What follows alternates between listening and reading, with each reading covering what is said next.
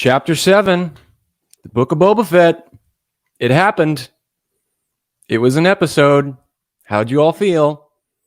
Happy? Sad? Relieved? Annoyed? Maybe all the above. Well, welcome to Han Talks First. I'm Han. This is a Star Wars show. We're going to talk about Episode 7 today. Break everything down. I'm going to share my thoughts with you, and I'd love to hear from you guys too. So if you're watching this live or on the playback, go in the comment section. Let me know your thoughts, and we'll interact with you there.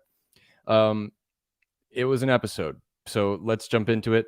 This is Han Talks First. So who talks first? You talk first? I talk first. So the show is finally over. 7 episodes of the Book of Boba Fett. You know, just to kind of give you a broad overview of, what I thought of the show overall. Well, here's how the show is going to work today. I'm going to share my thoughts on the show overall, and then I'm going to talk about my positives, and then I'm going to go into my negatives, because I did have positives. Overall, my issues did outweigh my praises, but I want to be respectful to the people that like the show and to the showrunners themselves and the people that worked on it, because there is some good quality stuff in there. It's behind a bunch of other stuff, but it's there. So before we do, though, I just want to remind everybody, I did an episode on Monday. It was a re-release, but I had never put it on YouTube. It was my Star Wars villains ranking, and I ranked all the villains from the Skywalker Saga films. So if you want to hear that, you can head on over to the YouTube channel or on the podcast feed. Listen to that there and share me what your favorite villain of all time is.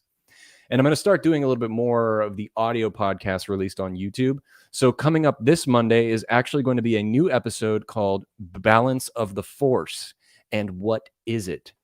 And pretty much I take different prophecies from the books, explain how they evolve into this overall theme of balance, and I break it down per each trilogy. So, let me know if you guys want to see more of that kind of stuff, and look out for that episode coming on Monday. So basically, let me start off by saying this whole series, how I felt while I was watching it. Well, if you want to know how I felt watching this series, this photo sums it up. For those of you that aren't watching the video platform, well, I put up the photo of the Mandalorian having his head chewed on by the Rancor. By the way, this is going to be a spoiler discussion. It says it in the thumbnail, so you've been warned. And I think with television these days, with streaming, there is no protocol for spoilers, so whatever. But yeah, the whole series, I was always on the fence about. From the beginning, I was kind of championing this show. I was like, okay, it's kind of slow, it's kind of iffy, but hey, let's keep going, let's keep watching. Maybe it'll get better. And, parts of it didn't get better. But then it got to episode 5 and episode 6, where they went off-world and went back into the Mandalorian's life, a little bit more of Luke and Grogu, and those episodes were amazing. Best episodes of the series. Had nothing to do with Boba Fett. Maybe a little Boba Fett adjacent, but it was nothing to do with them. And I see a couple people are watching live. I will say hello to anyone watching in a second, but I'm going to start with my, first of all, overview. But with this episode 7, chapter 7, which is called In the Name of Honor, it was okay. It had good elements to it. It had fun, cool stuff. But a lot of it was shadowed by some of the poor filmmaking, poor writing, and lacking directional awareness. I will say, though, with all the cool stuff, it was a little overstimulating and underwhelming. That's my key phrase when talking about this episode. And that's how I felt. Watching it, I felt like that cat meme where the cat's falling asleep and then he wakes up every once in a while. And I will say, I did find it entertaining because of that. There's a bunch of cool elements in this, some payoffs that had been set up in the past that were delivered on. We got some answers to questions we've been asking for a little while. And it was entertaining. Not entertaining enough to retain my attention, because I found myself going to the kitchen, getting snacks, going to the bathroom, and not pushing pause. But it was entertaining nonetheless. And this was me after the show had ended, waiting for a post credits. I was sitting there, hands clasped, praying, asking, please be an Obi-Wan teaser. Please be an Obi-Wan teaser. And then we got a post credit scene that was very lackluster, which we'll talk about a little later. But the big question I want to start off asking with is, what was this show about? What was the reason for this show? Now, you could argue that any television show in history never needed to have a reason to be made, which is true. But this show was made. What was the purpose behind it? What was the theme? What was the message? Where did we go and where did we come from? And a lot of that got totally thrown out the window when Boba Fett said this at the end of this episode. He looks at Fennec Shannon. He said they're walking through the streets. They're, being bowed to and everything from all the pedestrians. And he says to Fennec, "We're not meant for this. This is what you've been fighting for the past 5 chapters of the show, and apparently for the past 5-6 years since Return of the Jedi. So what do you mean you're not meant for this? Why? How are you just now figuring that out?" And in his conversation with Cad Bane, he was saying, Cad Bane asked him the question, "What's your angle?"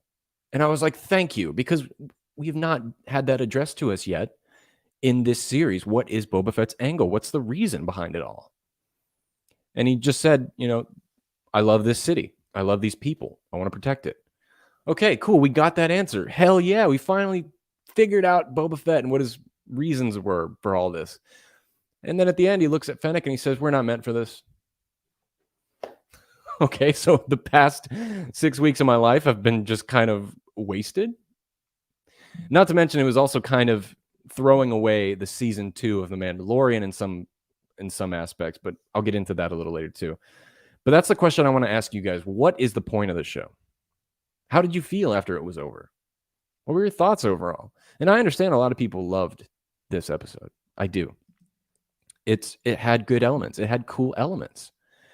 For me, there was more negatives than positives, but I want to share with you my positives because there are some cool things in it. I'm going to say hello to some people who've joined us live. If you're watching on Twitch or YouTube, welcome. It's good to have you. Hi, Robin. Nice to see you. She says it was certainly an episode. And so weird that it was 7. It should have been 8 and actually Boba's. LOL. I agree. Boba Fett was kind of lost in the show. And I know you're saying it should be in 8 episodes, kind of, redeeming the fact that both Boba hadn't been in the last 2 episodes to kind of have more screen time, and also to have a 2-part finale to kind of make sure you wrap up everything with a nice little bow on top, tuck it in bed, and say goodnight. So I totally hear what you're saying.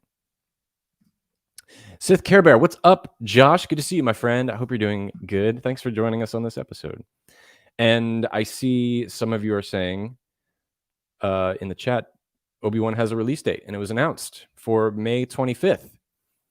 I did not hear that, but if I'm correct, May 25th was the release date of the original Star Wars. So I'm a little disappointed by that, because you had the best opportunity in the world to release it on May the 4th. How do you let that go? Man, that's kind of disappointing. But the 45th anniversary of the original Star Wars, so I guess that's kind of cool. We get to celebrate that with Obi-Wan Kenobi, but dang, May the 4th would have been so cool, I'm a little disappointed by that. But that reminds me, on the 13th, Super Bowl, I don't watch Super Bowl, but we are suspected to have an Obi-Wan Kenobi trailer, so I'll be doing a reaction to that and talking about it. But thank you guys for joining us. So I want to kind of just jump all over the place here. But like I said, I'm going to start with my positives. And I want to start off with the Rancor. Oh my God, the Rancor. This was one of those payoffs I was telling you about. It was set up that he would ride the Rancor through town. And it was just so awesome to see. But part of that, what I was saying earlier about there was a bunch of cool stuff, but it didn't make any sense, or it was done poorly. Well, we saw no training of Boba Fett learning to ride it. And the Wrangler himself, the Rancor Wrangler, said that it's going to take a long time. I mean, Maybe there's a passage of time we didn't get to see, such as episode 5 and 6, when he did learn that. But it would have been cool to see that process go down. But this was one of the best moments in this chapter. Seeing Boba Fett ride the Rancor through town, wrecking shop, it was amazing. And then on top of that, going toe-to-toe with Baby Yodster himself. That was so cool.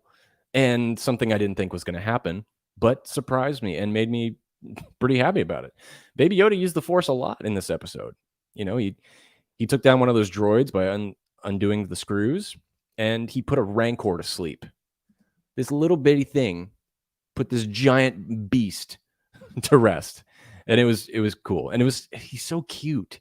I'm going to talk about Baby Yodster a little later, but the Rancor stuff was fantastic, and I loved it. Even the Mando being chewed by it was pretty cool. I will say, I loved all the Rancor stuff except the part where they went full meta and embraced King Kong. They had him hanging off the tower, throwing stuff, and like, I was like, this is too meta. It's too close to home for what they're trying to do. It would have gotten across to the audience that you're trying to compare it to King Kong, but did you really have to go all the way? That was the one thing. But the Rancor made it into this episode, and it was an excellent payoff to this episode. But one thing I wanted to see more of with the Rancor, I was kind of hoping the Wrangler would come in. Machete, Danny Trejo himself. Honestly, I would love to see a whole entire series with Danny Trejo as the Rancor Wrangler. Think about it. Machete in space. It would be amazing. He's got a machete lightsaber. He's going around. He's training Rancors. You know, he's buying and selling them. He's breeding them. He's going to take over the planet Tatooine. Bring it on. I say let's have the Book of Machete coming soon to Disney+. Actually, you know what? I don't think they could handle it. The Book of Machete coming soon to HBO Max. R-rated content. It's going to be dope. Machete, don't text, everybody. What did you guys think of the Rancor? I thought it was pretty great, and I want to see more, honestly. I want a spin-off of Machete and the Rancor. There, Disney+. What are you doing, guys? Let's get it going. So some other things I liked. The scenes where Boba Fett and the Mandalorian were kind of teaming together and, you know, wrecking shop. Good old Bob the Farmer and Manbro. Manbro and Bob. All these shots with them together fighting were really cool. I love their chemistry too. I think they have great chemistry together. I think Boba Fett kind of disrespects Mandalorian sometimes. You know, he kind of treats him like a child. You know, he's like, you know, you really follow that religious philosophy of yours, and doesn't really, he's not as respectful to him as he is to other people. I mean, I feel like he's more respectful to his motorcycle gang than he is to the Mandalorian, which is kind of weird. But I guess you could look at it as where he owes him a favor type of thing. But the shots were really cool. You know, I loved seeing them fly around with their jetpacks, but at the same time, it was like, why did you stop flying around? You, as Obi-Wan would say, you have the high ground. You have the advantage. It's over, Anakin. It's over, Pikes. We have the high ground. But look, the shots were cool. It was done really well. Again, their chemistry is great. Loved seeing them fly around. You know, but part of the issue with Manbro and Bob is, you know, they didn't really have much to do. I know it was really cool to see them go up against the droids with the Darksaber and fly around and all that kind of stuff, but I didn't feel like the characters were going anywhere. They didn't have a plan. And the plan that was formulated by Boba Fett at the beginning was to hide out in the palace. That sounds like a great idea. Why would you stay in the middle of town where they can surround you when you have a fortress at your home that also has your fire, what is it called? Boba Fett's starship, Slave One, whatever it's called, Fire Spree? But he has a whole entire ship that he can fly around and take people out with the gunners, and he doesn't use it. Why? Why? I mean, you went back to get the Rancor, which is cool. It was cool to see, but why not get the spaceship? Fly around, tear people apart. You could release one of those detonators again. I don't know. But look, I feel like they didn't really have anywhere to go. It was partially due to, they didn't have a plan, obviously. I really think if they'd have gone to the palace, it would have made a lot more sense. And this leads me to this epic war that they were having at the end of this episode. For the past 6 chapters, it was leading up to this war. And they kept saying that word. There's war coming. War. It's going to be a war. It's going to be epic. And then we get there and it doesn't really feel like a war, does it? It was a fight. It was a fight. All his gang was like flying around, pretty much running away from stuff the whole time. But if they knew this war was coming the entire time, which they mentioned every chance they got, why not plan a strategy? Why not formulate a plan instead of having people stand out in the open? You have Chrysanthemum in the middle of town square. You have the Gamorrean guards standing in the middle of the trading or the train yard, whatever that's called. And then the Vespa gang is just flying around like in Back to the Future. It just didn't feel like it made sense to me. It felt a little lazy in its writing composition. When they kept leading up, they kept saying war is coming. It's going to be an epic war battle. I expected to see that, and they knew it was coming. I just wish they had prepared just a little bit more, Now, before I talk about Baby Yoda, I'm going to take a look and see what you guys are saying in the chat, and then we can continue on. Sith Care Bear says that I felt like this episode lacked the cinematic look of the last 2 episodes. Yeah, what's interesting about that is I think part of it has to do with Tatooine. Tatooine is pale. It's a pale area. It's all like orange, white, off-white type look. And I think that has something to do with it. There's not much dynamic in the colors. But the other part of it has to do with the director. Look at the episodes that Robert Rodriguez directed. He has a very specific style that he embraces with all his original content. And in the ones he used for the Book of Boba Fett, they look low budget. They feel low budget. When I was watching this battle happen on Mos Espa streets, I kept thinking to myself, I feel like I'm watching Disney Channel. To be fair, I'm watching Disney Plus, but it felt like I was back in the early 2000s as a kid watching Disney Channel. There were no stakes. Everyone loves steak with a little bit of butter on top, a little bit of sauce. I'm kidding. But I'm going to talk about some of the steaks that were, lacking of a little later, because I thought one thing that this show did, especially this episode, was it broke canon.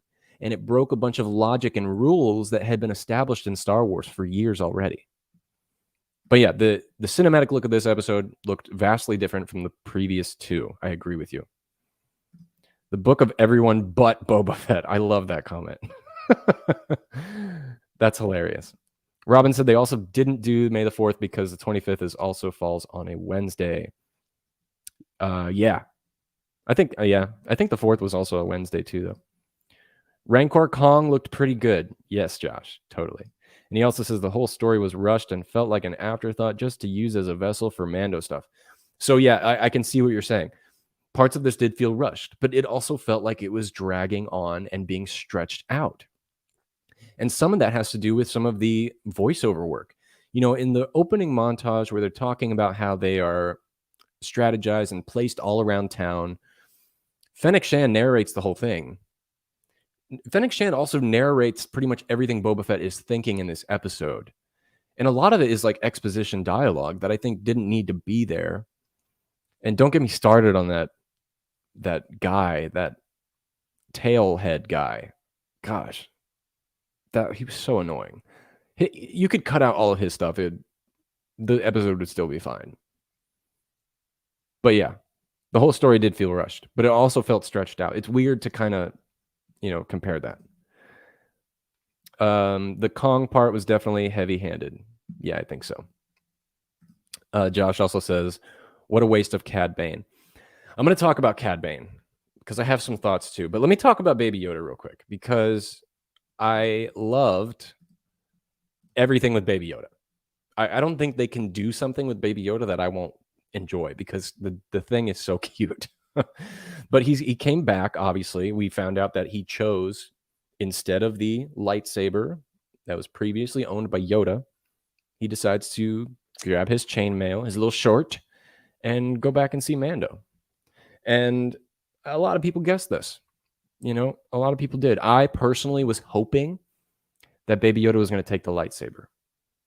Because part of what this does, that he chooses the chainmail and to go back to Mando, it feels like it kind of undoes what happened at the end of Mandalorian season 2 and undoes a lot of what was set up in Mandalorian, where the whole point of the show was to bring him back to his people and get him home. Now, yeah, you can say his true home is with Mandalorian, and that's his people now. That's where he belongs. But it's confusing to me.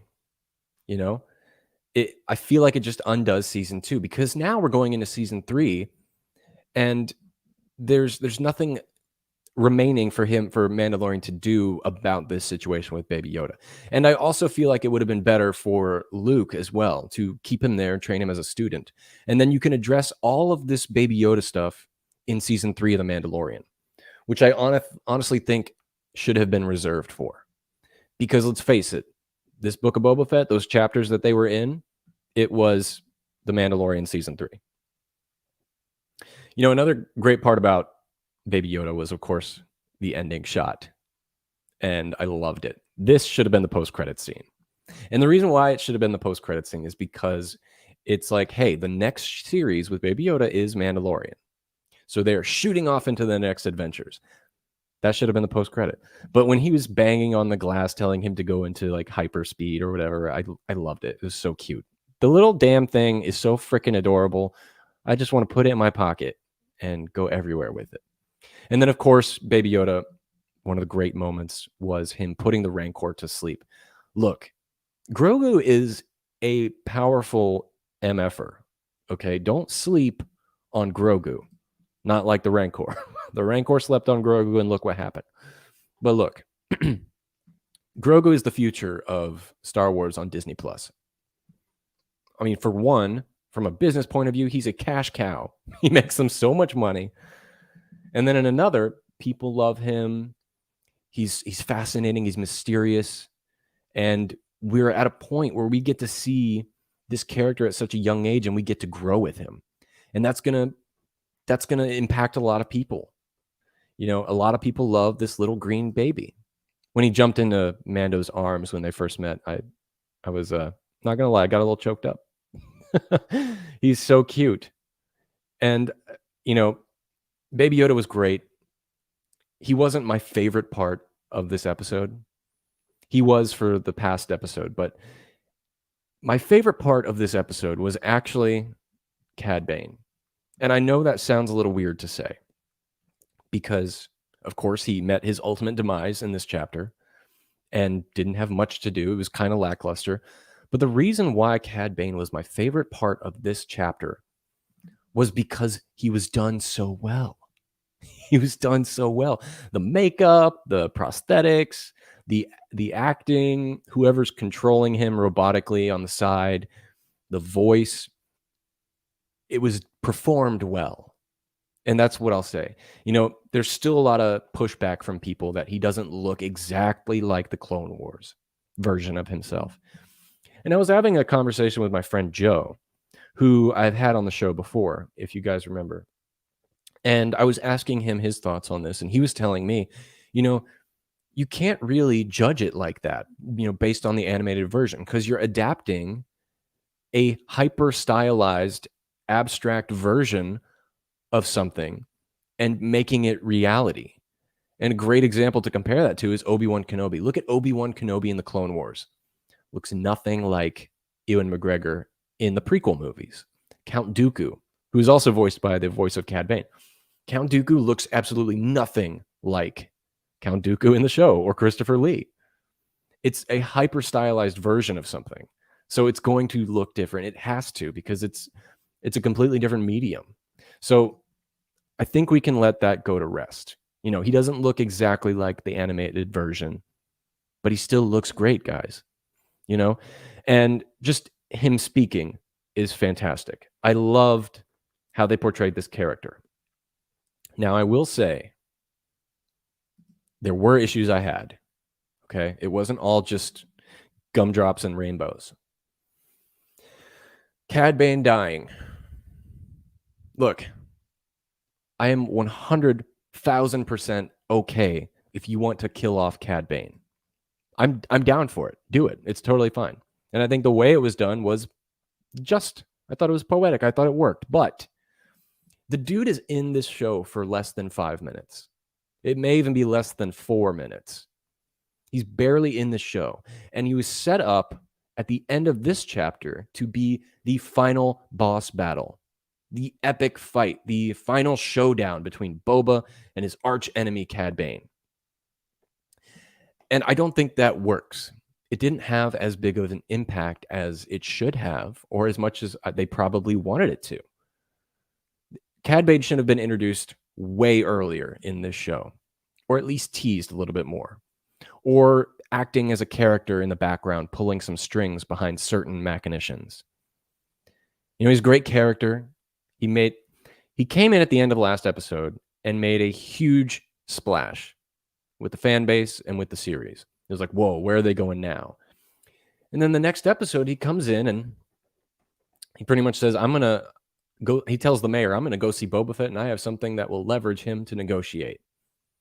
And then when he goes into the streets, talks to Boba, and he starts to bring up negotiations, he doesn't have anything that's going to leverage.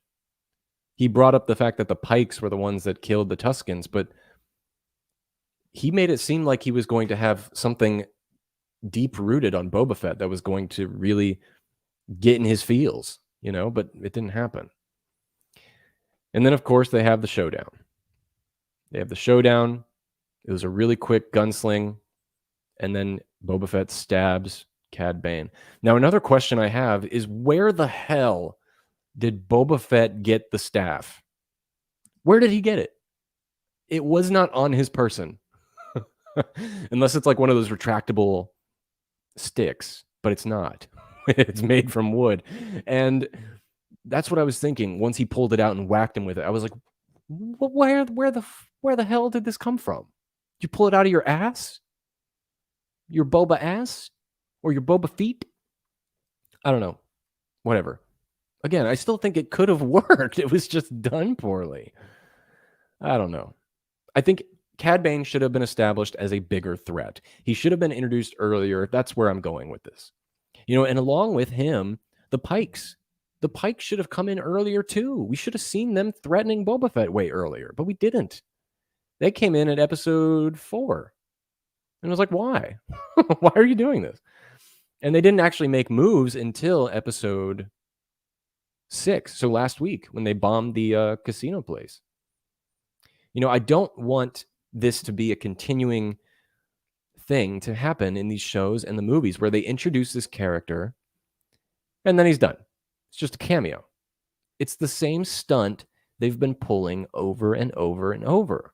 Luke Skywalker, John Williams, the people that are walking in the background in Rogue One. There's tons of examples. We could be here all day. Darth Maul at the end of Solo. It's a gimmick. It's a cheap shot to stir up the fans. And that's what it felt like more than actually having a narrative purpose here. I still loved the character in live action, but narratively, I don't think it works or made any sense at all. And this kind of leads me into my comment I made about this show and this episode in particular breaking the rules of canon and of Star Wars.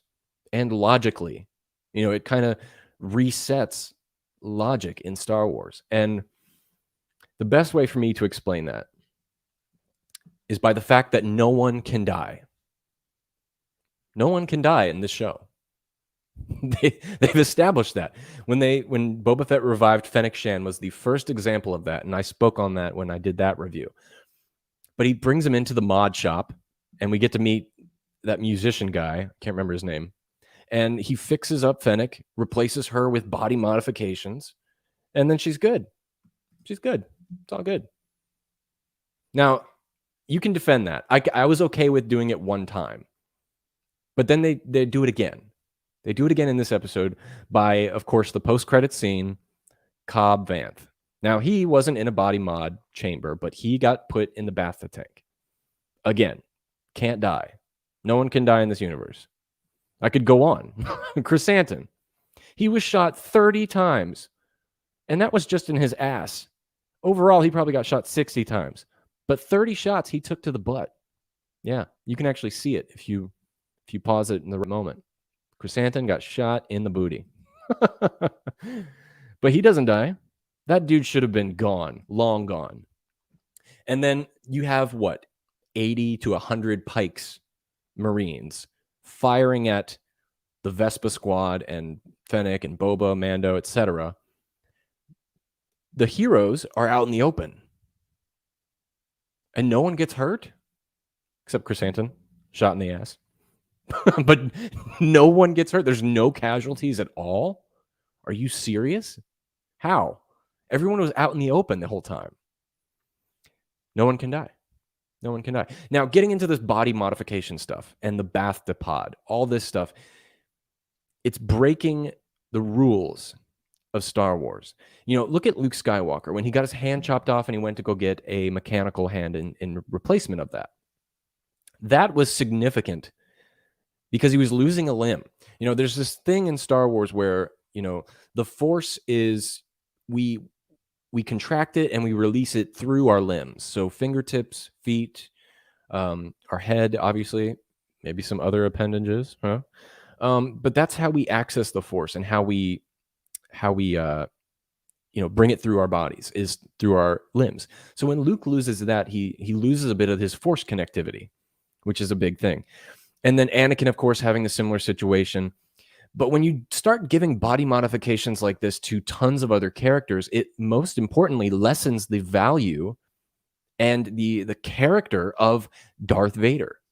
Because think about it. In A New Hope, Darth Vader is said to be, you know, he's more machine now than man. He's scary because he's half machine. He's augmented. He's modified. He's a threat. He's, you know, disgusting. He's not normal.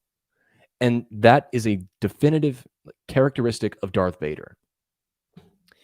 You start doing that to everybody else, Darth Vader doesn't seem as important anymore. Do you see what I'm saying? And that stuff was keeping Darth Vader alive. But now they're able to do it where it doesn't affect them physically. Again, the rules of Star Wars state that everything in this world is not perfect. You know, that's what this time period is about. Everything is run down and used, and things aren't in order. Now, you could argue that this takes place after Return of the Jedi, but still, even in the prequel days, they didn't have that kind of technology. So there's no stakes anymore. If someone gets shot, they can be revived. No big deal. But Boba Fett's like, oh, go lay in the bathtub tank for a little while. I don't see, there's nothing that's going to keep me on the edge of my seat or make me, you know, anxious about the life or death of a character because everyone can be revived. So that's one issue I had. That's the main issue I had with this show.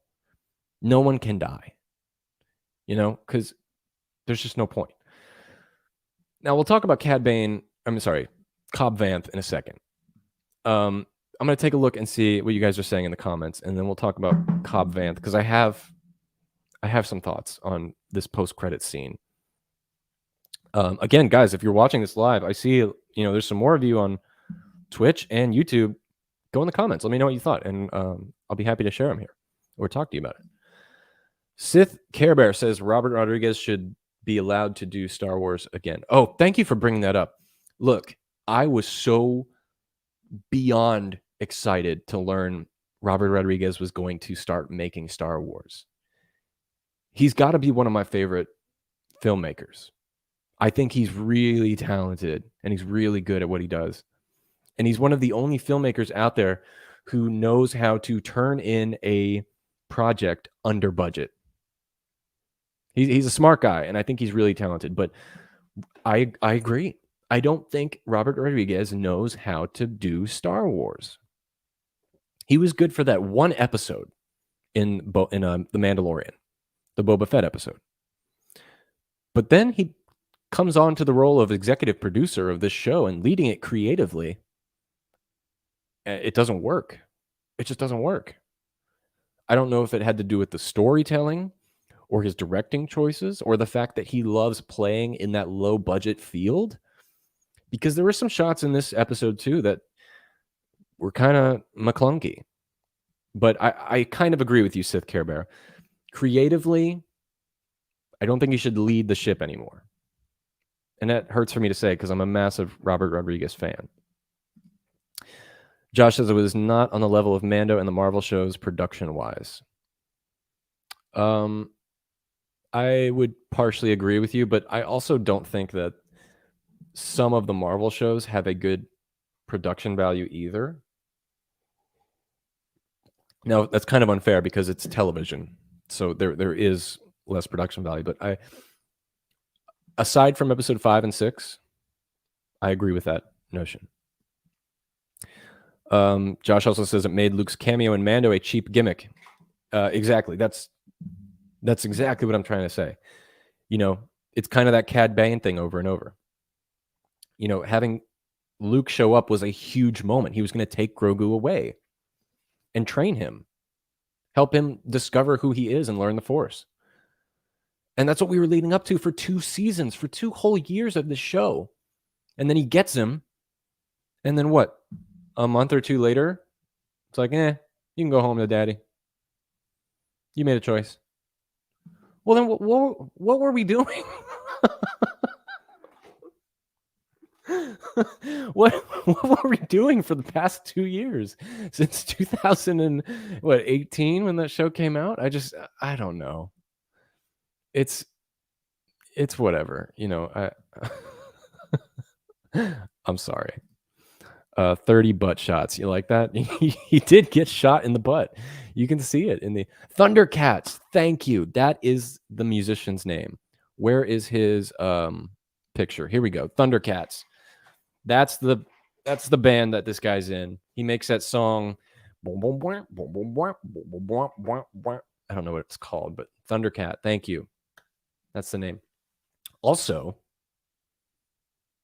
my reaction immediately after watching this episode was it took me 7 weeks to figure out that the theme song of Boba Fett is some guy saying Boba Fett over and over and over. Did anyone else catch that? He's the singer. He's like Boba Boba Boba Boba Boba Boba Fett. Boba Boba Boba Fett. Bo. It made me like it way less. I don't know. It was weird. It was a weird revelation to hear that. Robin says BDH, on the other hand, needs a full project for herself ASAP. What is BDH? Broad BDH. What is that? Oh, Bryce Dallas Howard. Yeah, I think, okay, look. To be honest with you, I love Deborah Chow, but I would have actually rather have Bryce Dallas Howard take over the Obi-Wan Kenobi series. Bryce Dallas Howard is an amazing director. She's doing fantastic work, not just in Star Wars. She directed an episode of that British show about the future technology. What is it called? Oh my God, I can't remember. But she directed an episode of that she also starred in, and it was phenomenal. And I think she's a great director. Bryce Dallas should definitely have some more Star Wars. Give her something that she can lead creatively too. I totally agree with that. And it looks like some other people do as well. So let's talk about Cobb Vanth real quick. Cobb Vanth was in this episode again, but only at the tail end of it. Look at him there, sitting in a tank, chilling out, relaxing, acting all cool, sitting in the tank by the pool. Cobb Vanth. Okay, where do I start? So he was obviously not dead. We all knew that last week. He got shot in the shoulder. And then when it cuts to him laying on the ground, you can see him breathing. And it was done intentionally to show that he was alive. But then in this show, in this episode, when all the people of Freetown come, that's a stupid name, by the way, Freetown. They changed the name from Mos Pelgo to Freetown. It reminds me of that like Nickelodeon show, Happy Town or whatever it's called. I don't know, but Freetown because they're free of crime. Anyway, Cad Bane should have shot Cobb in the butt 30 times. That way, Chrysanthemum doesn't feel too bad about taking all the heat in the ass. But anyway, blaster bolts to the ass. That's got to be rough, buddy. Anyway, so Cobb Vanth, not dead. They kind of they teased it that he would potentially die, but let's face it, everyone loves Timothy Elephant, and they love him in the show. They love him as Cobb, who is a legacy character, so to speak, from the novels. But when the people of Freetown arrive to help Boba Fett and aid them in this war, quote, they say to them, the guy's just like, he shot him in cold blood. And Boba's like, I'm sorry about what happened. And they're paying respect to the idea of this guy being dead. And they implied that he died by saying he was shot in cold blood. And it's like, then at the post-credit scene, they show him lying in the bathtub tank. And it's like, okay, well, there was really no reason to. Why is he in a bathtub tank if he just got shot in the shoulder? Here's what should have happened. He should have came to the fight with the other people of Freetown. And he should have had like a sling on his arm. He got shot in the shoulder. Chrysanthemum took 30 blows to his rear, and he's fine. He can't die. Cobb Vanth, he got shot in the shoulder. Come on, dude. Come on. And it's a blaster bolt, so it cauterizes the wound as it goes through your body. I'm being rude at this point, but anyway, that's my thoughts on Cobb Vanth. He's coming back. Look at that. I really hope they don't do a Boba Fett season 2 because, to be honest with you, the show didn't go anywhere. And there were still a bunch of loose ends at the end, like the Hutts. They're just totally gone now? Just totally out? They're afraid of the Pikes that much? They had way more power than the Pikes.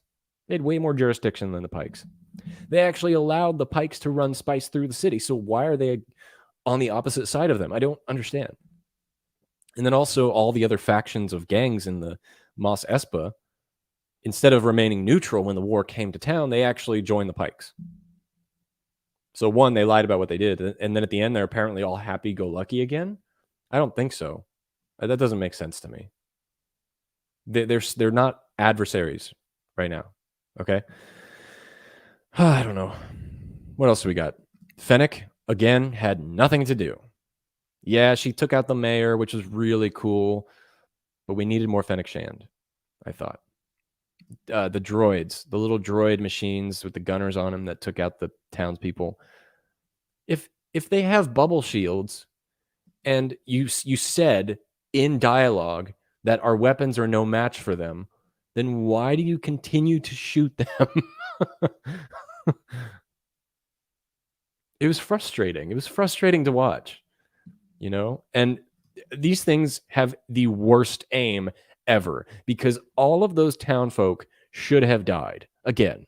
But even if they did, it's okay because we have a bathtub tank and mod people that can, help augment your body to protect you. So it would have been fine if they actually got shot. Yeah. So who cares?